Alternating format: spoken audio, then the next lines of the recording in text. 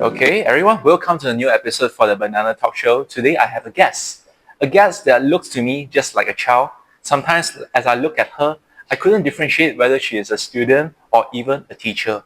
But thank goodness today I get to be inviting her as a guest, and let's welcome Roshan. Yeah.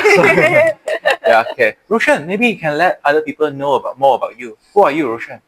Hi, Brian. My name is Rushan. I am a trainer at Youth Development Program for almost about a year ago. So I have been teaching storytelling and speakers for them to learn more about public speaking in the whole program. So that's me. Yes. Wow, great, Roshan. Thank you so much for sharing. So when it comes to education itself, I think it is quite difficult for us to be dealing with children, right? I think you couldn't agree more yourself after being around for around 1 year. So dealing with children itself, sometimes I receive some feedback from the parents, actually, especially for me myself. Ever since young, I do not really like to spend time with my parents. As time passes by, I seem to be distancing away from them.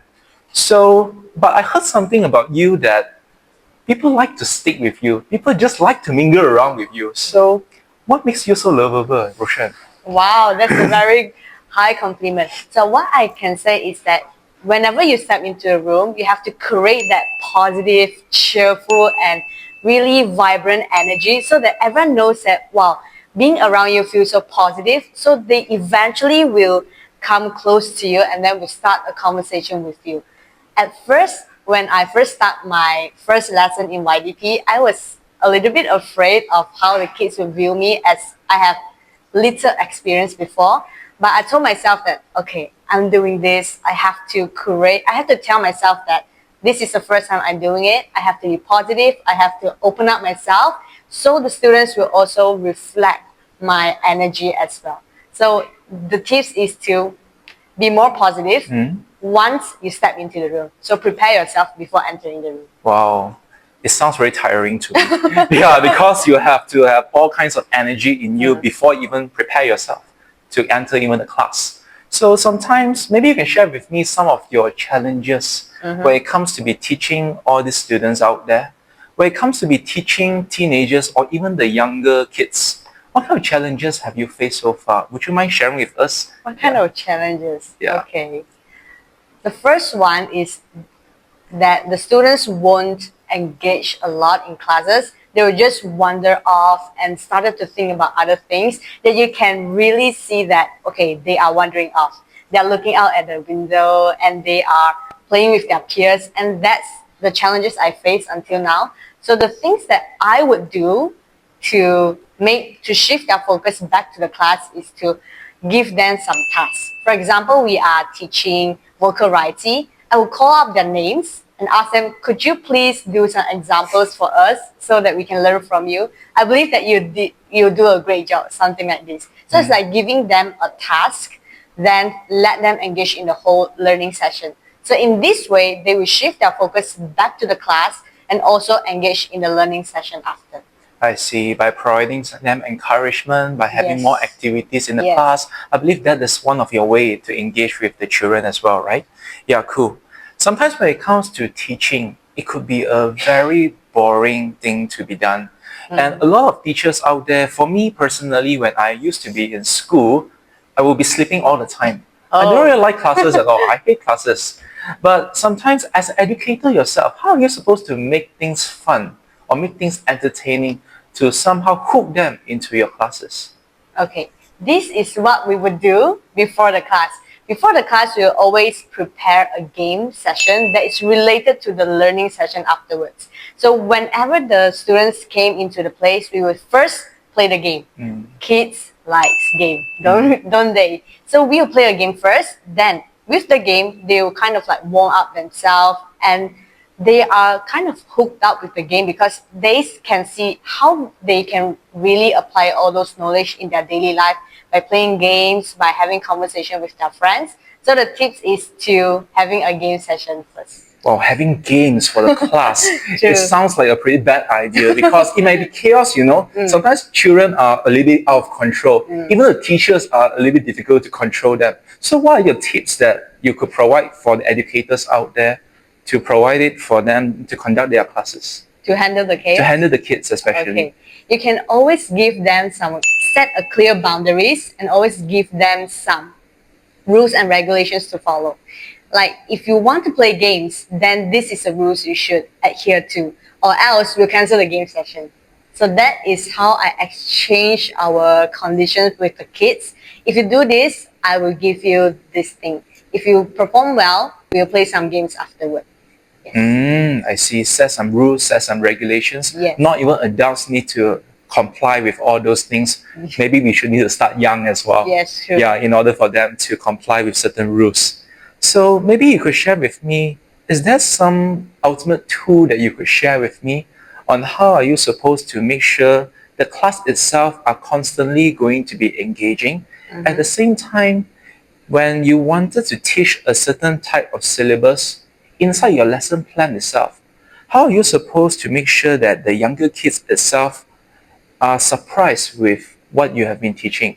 Because a lot of times we will be facing these challenges. The kids might be seeing a lot of things out there because we have social media, we have YouTubes, and we have all kinds of videos they could learn from. So usually, how would you prepare surprises for the children? Do you have any? Wow, preparing surprises. Mm. This is normally what I would do in the whole class session. So first, when the students step into the class, we'll always greet them first. Then we will set the clear boundaries for them, like setting the house rules, what to do, what not to do. Then we have the game session. I think surprising them is like having prizes at the end of the classes, like providing them if they perform it well throughout the class.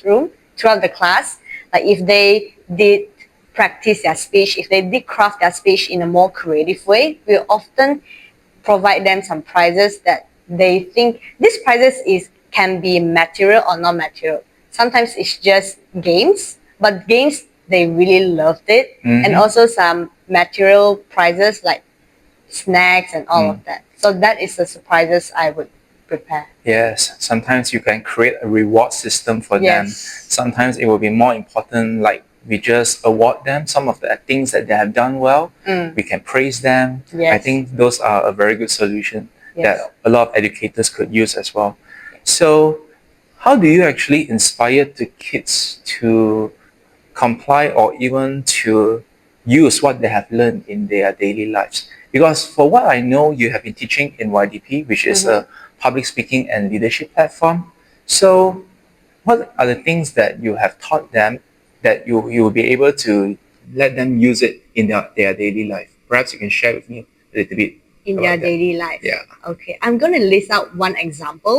So in class, we have learned something called vocality, which is playing around with our voices. So in the class, I will tell them how this can apply to their daily life, not just only for presenting in front of a crowd, for public speaking, but how should we apply in our daily life is to play around your voice, like having, for example, when you are happy, your pitch tends to go up and your tone starts to like volume out a little bit.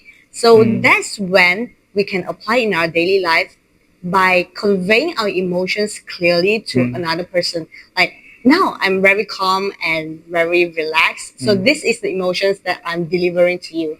So when they are happy, they can be a little bit more cheerful and smiling all the way, so that the other person can also know that the emotions they have now is a positive one. This is quite important for them because especially when they are during their low times, sometimes people just want some, personal space. They don't want others to advise their personal space. So this is the thing that they can apply in their daily life to tell people that, okay, I want to have my personal space right now in a more respectful way. Yes. So this is how they can apply in our daily lives. Yeah, sometimes we may miss out as well. Adults may need a personal space, but True. kids themselves also may need to have a personal space True. themselves. Yes. So here comes to our last question. So what is your vision in shaping the future generation? You mean through my teaching session? Correct. Okay. So the things that I envision for the kids is to cultivate a growth mindset in them, like receiving feedback, whether it's especially criticism feedback, which is now we are emphasizing it, because by receiving this feedback, they can actually grow even more faster and even more steadier. And also to cultivate a learning skill which we don't really learn in classroom, a learning skill that they can bring with them all along with their life, which we can also learn to have this lifelong learning session, which this is a trend right now, right? Lifelong learning. So I hope that the future generation can really learn about the importance of growth mindset and also lifelong learning. This is a thing I wish to deliver to the kids, because in class I always emphasize that there's no right or wrong for one answer, for one questions. It's just that everyone has our own opinions and perspective. We always have to respect others, but not necessarily have to agree. So I can disagree with your opinion, but I will still respect what you have, because that is your opinion. So this is a thing I wish that the future kids can have. I see. Thank you so much, Roshan, for your time Thank for you. today. And I believe a lot of us have learned a lot, and you have shared a lot of good nuggets to us as well on how we're supposed to deal with the children and keep them stick with you. Yeah. And now I believe you are not even sticking with the kids, but you're sticking with me as well. Okay. Thank you so much, Roshan. Thank you, And Brian.